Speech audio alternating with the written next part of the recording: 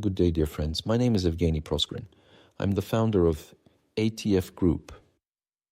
This is an engineering and manufacturing group of companies that started in a garage, producing hardware for transformers. And now it offers digital solutions for a wide range of industrial sectors. Today we are launching a series of micro lessons to share practical knowledge and help our energy sector operate more reliably, efficiently, and safely. After all, our mission is simple: your energy under our protection. In the previous video, we explored the economic history of energy losses, how design philosophy changed in the 1960s, why loss capitalization became essential, and how it impacts material choices. Today, we'll go inside the transformer and see where exactly the energy is lost. We'll examine the main types of losses, how they occur, and what can be done to reduce them. Transformer losses are typically divided into three categories. No-load losses, occurring in the magnetic core. Load losses, occurring in the windings and current-carrying parts.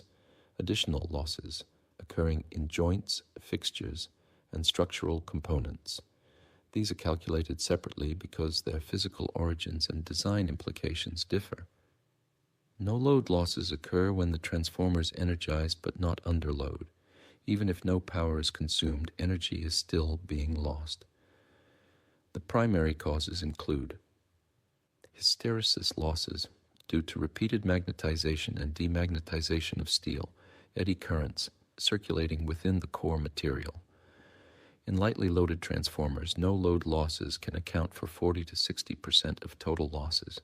To reduce them, manufacturers apply cold-rolled grain-oriented steel, core lamination, heat treatment and specialized coatings. Load losses arise when current flows through the windings and follow a well-known relationship. Power loss equals current squared times resistance.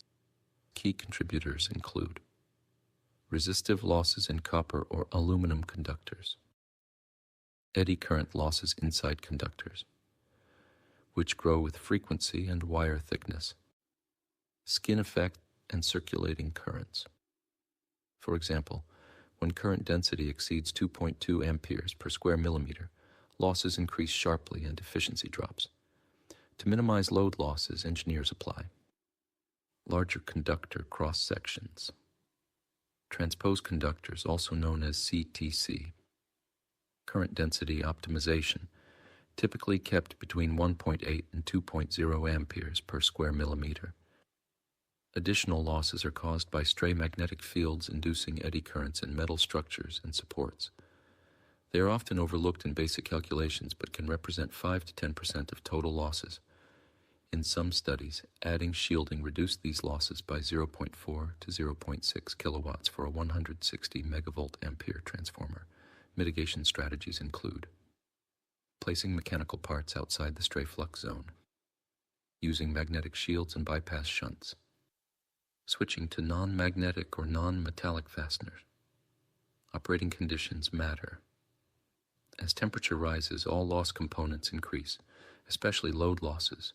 Higher frequencies or harmonic distortion increase eddy currents in both windings and the core.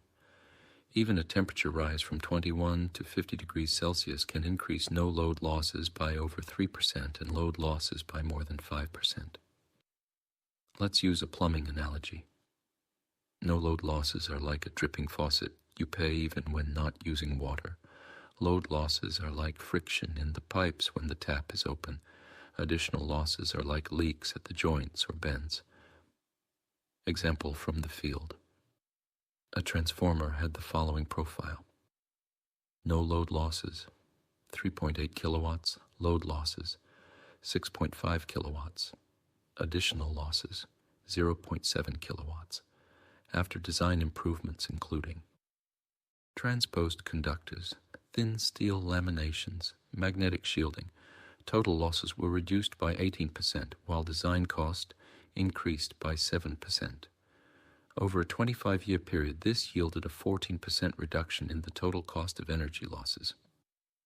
Practical task. You are designing a 100 megavolt ampere transformer.